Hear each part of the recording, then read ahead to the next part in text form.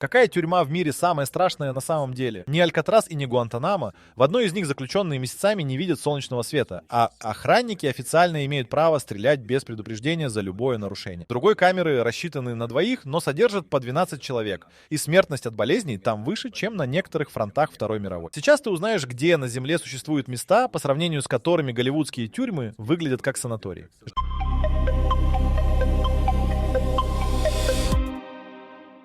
Тюрьма Тадмори в Сирии существовала с 1957 по 2011 год. За эти десятилетия через нее прошли тысячи людей, большинство из которых попали туда без суда и следствия, достаточно было доноса соседа или случайного знакомства с нужным человеком. Бывший заключенный Мустафа Халадж провел там 9 лет и описал процедуру прибытия. Новичков раздевали догола во дворе, избивали дубинками в течение получаса, затем бросали в камеру площадью 8 квадратных метров, где уже сидели 20 человек. Спали по очереди. Те, кому не хватало места на полу, стояли. Охранники Тадмори применяли пытку под названием «немецкая стойка». Заключенного подвешивали за запястья, связанные за спиной на несколько часов. После этого руки переставали нормально работать на неделе. Медицинской помощи не существовало. Если человек умирал от пыток или болезни, тело просто выносили во двор и закапывали там же, на территории тюрьмы. Родственники не получали никаких уведомлений. Человек просто исчезал. В 1982 году, после подавления восстания в Хаме, президент Рифаат Аль-Асад отдал приказ казнить всех политических заключенных Тадмори одновременно. За один день охранники убили от 500 до 1000 человек.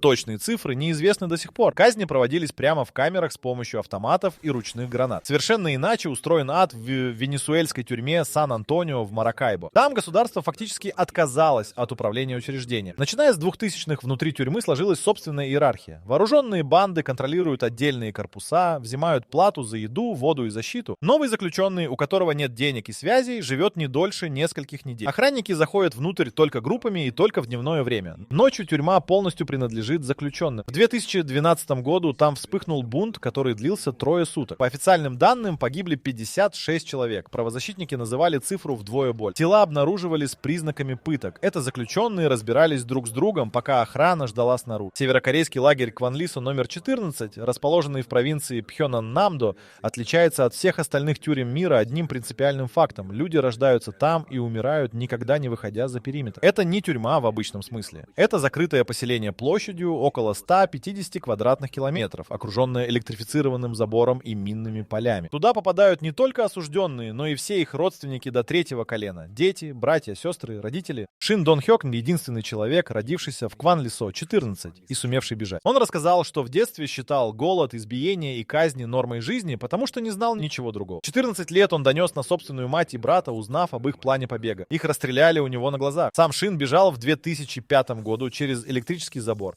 Выжил только потому, что тело упавшего рядом товарища замкнуло ток раньше, чем ток достиг его. Спутниковые снимки показывают, что лагерь существует до сих пор. По оценкам южнокорейских спецслужб, там содержится от 15 до 20 тысяч человек.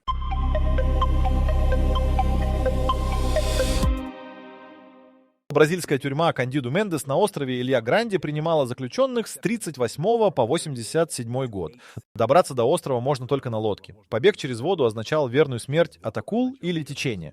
За 50 лет работы тюрьмы не зафиксировано ни одного успешного побега. Те, кто прыгал в воду, либо тонули, либо возвращались сами, от страха перед океаном. Внутри действовала система, которую сами заключенные называли фалангой. Старожилы делили новичков на группы и устанавливали над ними полный контроль. Еда, вещи, физическая безопасность — все это покупалось подчинением. Администрация знала об этом и намеренно не вмешивалась, используя внутреннюю иерархию как инструмент управления. В 70-х годах туда этапировали политических заключенных режима, журналистов, студентов, активистов. Они оказывались в одних камерах с уголовниками, которым администрация негласно разрешала делать с политическими все что угодно. Один из выживших, журналист Маркос Фрейри, описал камеру номер 7. 18 человек в помещении на 6 коек, одно зарешоченное окно размером с тетрадный лист. Температура внутри летом достигала 40 градусов. Воду давали дважды в сутки по 15 минут. Душ раз в неделю. Совсем другой принцип ужаса применяет иранская тюрьма Эвин в Тегеране. Снаружи она выглядит как обычное административное здание в северной части города. Никаких вышек с прожекторами, никакого колючего забора на виду. Внутри находится отдельный корпус номер 209, который полностью контролирует Министерство разведки. Туда попадают журналисты, правозащитники, двойные граждане с иностранными паспортами. Метод работы корпуса 209 описан десятками бывших заключенных одинаково точно. Человека помещают в одиночную камеру без окон площадью 2 на 1,5 метра. Свет горит круглосуточно. Первые 2 недели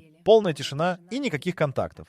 Затем начинаются допросы, которые длятся от 8 до 16 часов подряд. Следователи работают посменно. Заключенные не спит, следователи меняются каждые 4 часа. Цель — не получить информацию, а сломать личность до такой степени, чтобы человек подписал любые показания. Иранско-канадская фотограф Захра Каземи попала в Эвен в 2003 году, снимая акцию протеста у ворот тюрьмы. Через 3 недели она умерла от черепно-мозговой травмы. Иранские власти сначала объявили причиной смерти инсульт, затем несчастный случай при попытке побега. Судебно-медицинская экспертиза, которую провели канадские специалисты по телу, доставленному на родину, зафиксировала переломы пальцев, выбитые ногти, следы сексуального насилия и удар тупым предметом по голове. Дело закрыли. Охранник, которого обвиняли в убийстве, был оправдан Тегеранским судом. Тюрьма Ла-Санте в Париже кажется неуместной в этом списке. Европейская страна, развитая демократия, права человека, но именно там в период с 90 по 2000 год фиксировалось самое высокое число самоубийств среди тюрем западного мира. Каждый год в Ла-Санте кончали с собой от 12 до 18 заключенных.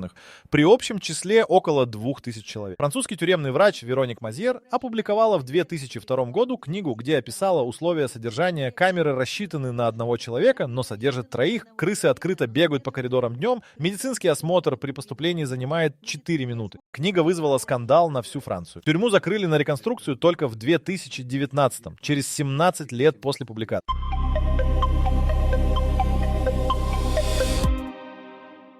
Абу-Грейб под Багдадом стал известен всему миру в 2004 году, когда американский солдат Джозеф Дарби передал командованию флеш-карту с фотографиями. На снимках были заключенные в стрессовых позах, на поводках, в женском нижнем белье, рядом с улыбающимися охранниками. Фотографии облетели весь мир за 48 часов. Но то, что попало в кадр, было далеко не самым страшным из происходившего внутри. Показания заключенных, собранные комиссией Тагуба, описывали систематические удары электрическим током, имитацию утопления, содержание в металлических ящиках под открытым солнцем при температуре 50 градусов. Одного заключенного по имени Манадель Аль-Джамади подвесили за запястье, заведенные за спину к оконной решетке. Через 45 минут он был мертв. Охранник сфотографировался рядом с телом, показывая большой палец вверх. Официальная причина смерти — убийство при допросе. Никто не был осужден за это конкретное убийство. До американской оккупации Абу-Грейб использовал режим Саддама Хусейна. Там существовал специальный корпус для массовых казней с собственным крематорием. По данным иракских правозащитников, в 90-х годах там ежегодно казнили от 1500 до 2000 человек. Тела сжигали, пепел вывозили и закапывали в пустыне. Родственники узнавали о смерти только если случайно встречали кого-то из освобожденных очевидцев. Совершенно другую модель пытки применяет китайская тюрьма Цинчэн в провинции Пекин. Внешне это закрытое учреждение с зелеными насаждениями и чистыми коридорами. Туда этапируют высокопоставленных чиновников, арестованных в рамках антикоррупционных кампаний. Никаких физических пыток там нет. Вместо этого применяется метод, который китайские диссиденты называют двойное сидение. Заключенного круглосуточно охраняют 2 сотрудников, которые сменяются каждые 4 часа. Они не разговаривают с ним, но фиксируют каждое его движение. Человек не может почесаться, встать, лечь или выйти в туалет без молчаливого наблюдателя в полуметре от него. Психиатры, изучавшие выживших, фиксируют устойчивые расстройства личности уже после 3 недель такого режима. Бывший вице-мэр Пекина Лю Джихуа провел в Цинчэн 2 года. После освобождения он не мог находиться в комнате один. Присутствие людей рядом стало для него физиологической необходимостью, выработанной за месяцы принудительного наблюдения. Парадоксальная зависимость от того самого, что его уничтожало. Эфиопская тюрьма Каалити в Аддис-Абебе работает по принципу максимальной перегрузки. Рассчитанная на 1900 заключенных, она содержит от 7 до 10 тысяч человек одновременно. Правозащитная организация Human Rights Watch зафиксировала там в 2015 году показатель смертности от туберкулеза в 20 раз выше среднего по стране. Камеры не запираются изнутри, не потому что там свободный режим, а потому что двери физически не закрываются при таком количестве людей внутри. Заключенные спят, сидя прислонившись друг к другу. Еду раздают раз в сутки. Кукурузная каша, 150 граммов на человека. Те, у кого есть родственники снаружи, выживают за счет передачи. Те, у кого родственников нет, умирают в среднем через 8 месяцев после поступления. Это подсчитали сами заключенные, наблюдая за теми, кто пребывал без поддержки извне. В 2016 году там умер британский гражданин эфиопского происхождения Андаргачев Цигье, задержанный в Йеменском аэропорту и переданный эфиопским властям. Британское правительство направило ноту протеста. Эфиопская сторона ответила, что он скончался от естественных причин. Тело выдали семье через 3 месяца после смерти.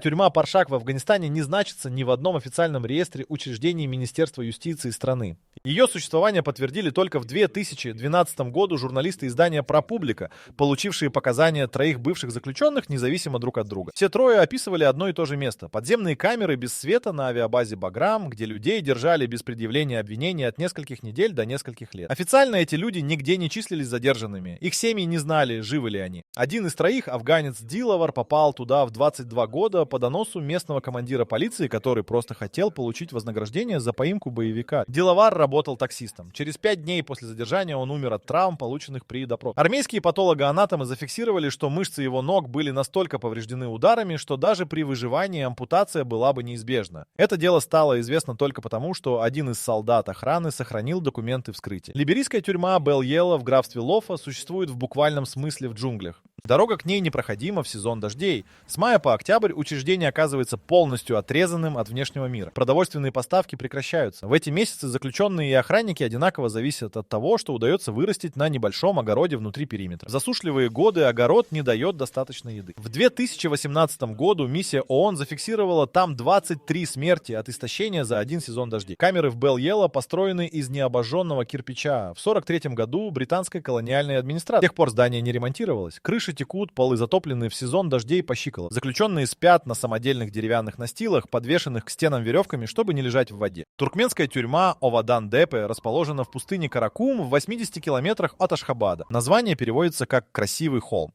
Это единственная красивая в ней. Построена она была в 1999 году специально для политических заключенных. Температура в пустыне летом достигает 50 градусов, зимой опускается до минус 25. Вентиляция в камерах отсутствует. Правозащитная организация «Мемориал» собрала показания родственников заключенных Овадан-Депе. Люди исчезают туда и перестают существовать для внешнего мира полностью. Свидания запрещены, письма не доходят. Администрация не подтверждает и не отрицает факт содержания конкретного человека. Родственники годами не знают, жив ли их близкий. Некоторые узнавали о смерти случайно, когда освобожденный сокамерник находил их самостоятельно уже после выхода на свободу. Бывший министр иностранных дел Туркменистана Борис Шихмурадов был помещен в Овадан-Депе в 2002 году после обвинения в организации покушения на президента Ниязова. Его показали по государственному телевидению с признанием, которое он явно читал по бумаге дрожащим голосом. После этого эфира он исчез. Его жена, находившаяся в эмиграции в России, не получила ни одного подтверждения его существования с 2002 года. Туркменские власти до сих пор официально не сообщают ни о его состоянии здоровья, ни о дате возможного освобождения. Похожая судьба постигла сотни людей, прошедших через тюрьму Орленок в Узбекистане в период с 1992 по 2008 год. Правозащитники называли ее узбекской Бастилией не за историческую значимость, а за полную непрозрачность. Заключенных этапировали туда ночью в автозаках с закрашенными окнами.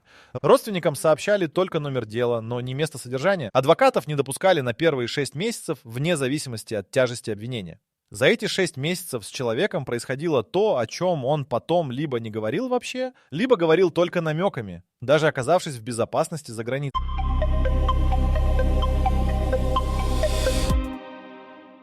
Колумбийская тюрьма Ла-Модело в Боготе официально рассчитана на 1800 заключенных. В 2001 году там содержались 7200 человек. В апреле того же года между двумя группировками, членами праворадикальных формирований и левыми партизанами ФАРК, вспыхнула война прямо внутри корпусов. Охранники закрыли внешние ворота и не входили внутрь 72 часа. За это время погибли 118 человек. Тела складывали в коридорах, потому что некуда было больше. Выжившие рассказывали, что в первые сутки драки еще пытались остановить старейшины обеих группировок. На вторые сутки остановить было уже нечего. Счет шел на десятки убитых, и каждая смерть требовала мести. На третьи сутки охрана, наконец, вошла внутрь с армейским подкреплением. Журналистов к тюрьме не подпускали еще 2 суток после завершения бойни. Эритрейская тюрьма Эро в пустыне Данакиль использует в качестве камер металлические морские контейнеры. Каждый контейнер рассчитан на перевозку грузов объемом 20 футов. Это примерно 6 на 2,5 метра. Внутри каждого содержится от 20 до 30 человек. Вентиляционных отверстий нет. Только небольшие щели в стенках, через которые при сильном ветре задувает раскаленный песок. Температура внутри контейнера в дневное время достигает 70 градусов. Бывший заключенный Фицум Мебрахту провел в Эро 4 года по обвинению в дезертирстве из армии. Он описывал распорядок так. Утром контейнер открывали на 30 минут, заключенные выходили в туалет и получали еду. Затем дверь закрывали до следующего утра. В особенно жаркие дни люди теряли сознание от обезвоживания. Тех, кто не приходил в себя, вытаскивали наружу и оставляли в тени контейнера до вечера. Если человек не приходил в себя к ночи, его увозили. Куда бы это никто не знал. Правительство Эритреи официально отрицает существование Эра-Эро. Спутниковые снимки организации Amnesty International, опубликованные в 2016 году,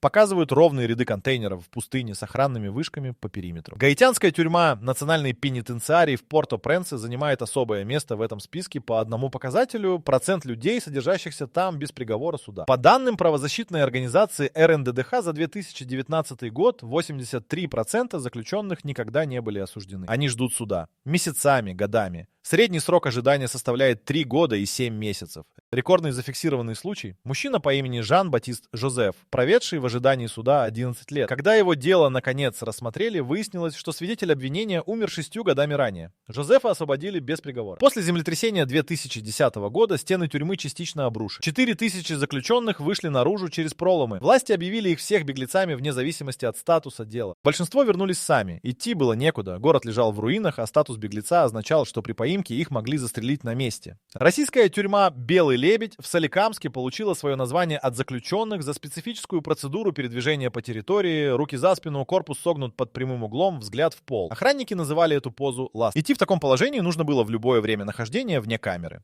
В столовую, на прогулку, к врачу. Тот, кто выпрямлялся или поднимал голову, получал удар дубинкой по почкам немедленно. «Белый лебедь» функционировал как тюрьма для опущенных авторитетов. Туда этапировали воров в законе и смотрящих, которых администрация намеревалась сломать и превратить в осведомителей. Метод работал через унижение, публичные процедуры, принудительные признания перед другими заключенными, документирование на видео. Записи затем распространялись по другим учреждениям. Сломленный авторитет переставал быть авторитетом везде одновременно. Правозащитный центр «Мемориал» задокументировал практики «Белого лебедя» в докладе 2003 года. Официальной реакции не последовало.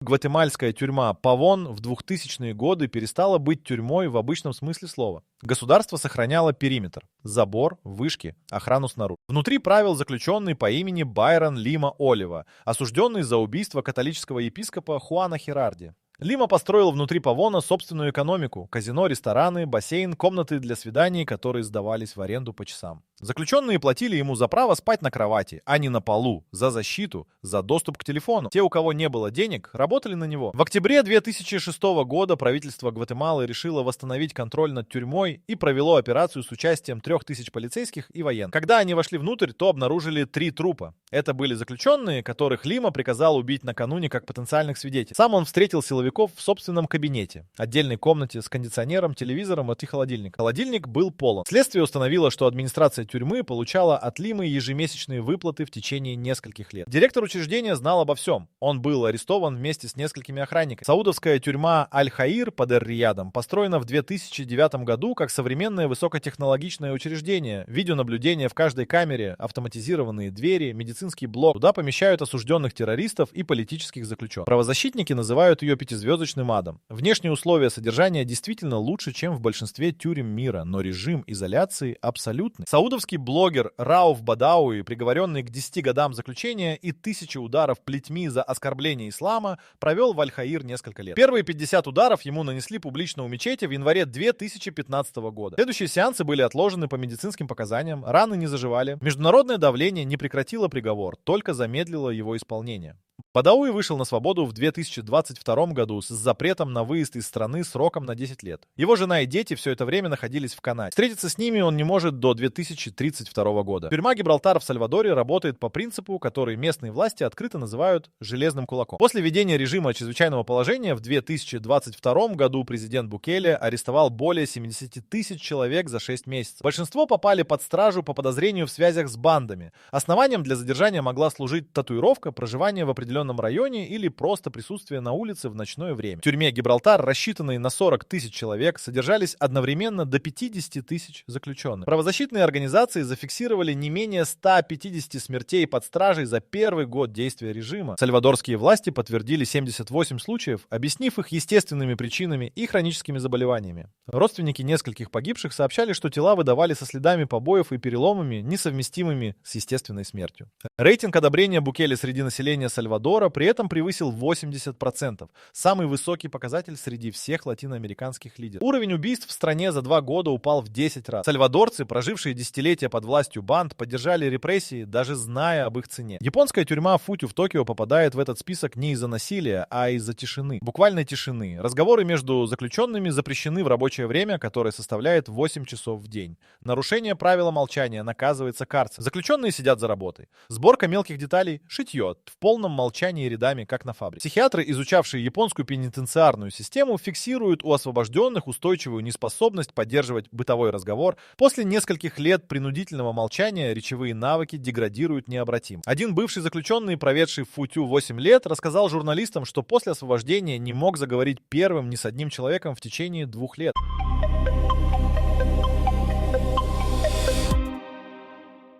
Северокорейский лагерь Кванлисо номер 22 в Хвирёне был крупнейшим политическим лагерем в истории современного мира. Площадь — 225 квадратных километров. Население от 50 до 60 тысяч человек одновременно. Для сравнения, это больше, чем население некоторых европейских городов. Лагерь существовал с 1965 по 2012 год. 47 лет непрерывной работы. Бывший охранник Ан Мён Чхоль бежал в Южную Корею в 1994 году и дал показания южнокорейской разведке. Он описал процедуру казни в лагере.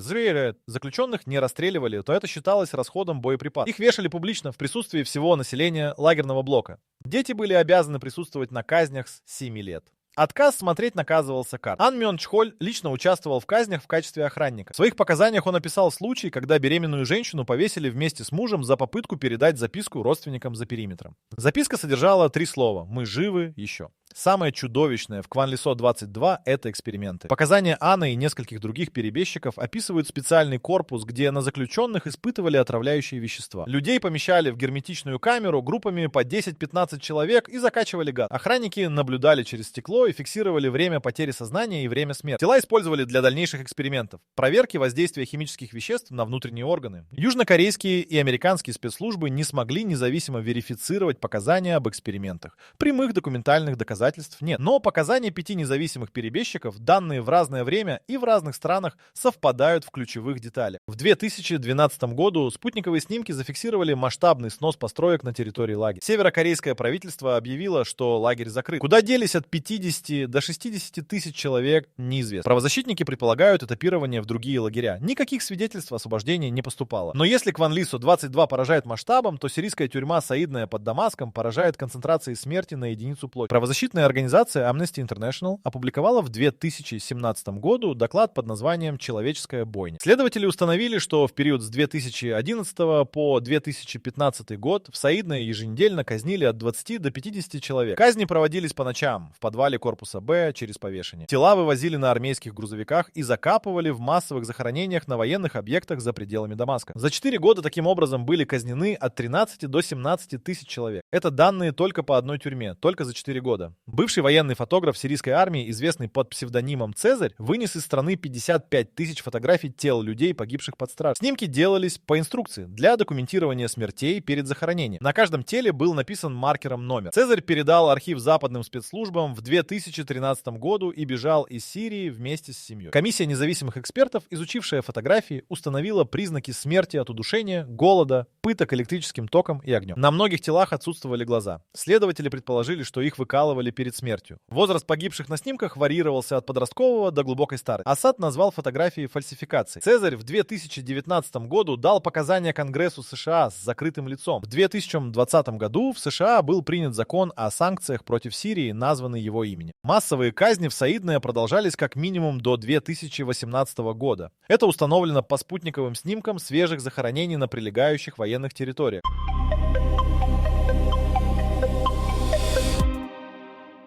В начале этого рассказа был вопрос, какая тюрьма в мире самая страшная на самом деле. Ответ не один, и это само по себе страшнее любого одиночного ответа. Алькатрас закрыли в 1963 году из-за слишком высокой стоимости содержания. Сегодня это туристический объект. Билет стоит $41. Экскурсии проводятся 7 дней в неделю. В сувенирном магазине продают кружки с надписью «Alcatraz Federal Penitentiary». Пока туристы фотографируют камеру Аль Капоне, в сирийской Саидное продолжают умирать люди. Без суда, без имен, без фотографий на память. Гуантанамо, которое большинство людей назвали бы первым в списке самых страшных тюрем, по меркам этого рейтинга выглядит почти гуманно. Там есть адвокаты, международные наблюдатели, судебные процедуры, которые можно оспорить. Там запрещены некоторые виды пыток. Официально. Там нельзя убить заключенного просто потому, что так решил охранник. В Кванлисо 14 таких ограничений нет. В Саидное их нет. В Авадан-Депе их нет. В этих местах человек перестает быть субъектом права в момент пересечения ворот и становится объектом, которым можно распоряжаться без последствий. Общий знаменатель всех мест из этого списка — не жестокость охранников и неплохие условия содержания. Знаменатель один — отсутствие внешнего контроля. Каждая тюрьма становилась адом именно тогда, когда туда переставали смотреть снаружи. Тадмора не существовало для мира 30 лет. Кванлисо 22 отрицали до появления спутниковых снимков. Паршак на Баграме официально не существовал вовсе. Цезарь вынес 55 тысяч фотографий на флеш-карте, спрятанной в ботинке. Шин Дон Хёк прошел через электрический забор по телу мертвого товарища. Пиццу Мебрахту выжил в металлическом контейнере в пустыне и дошел до журналистов.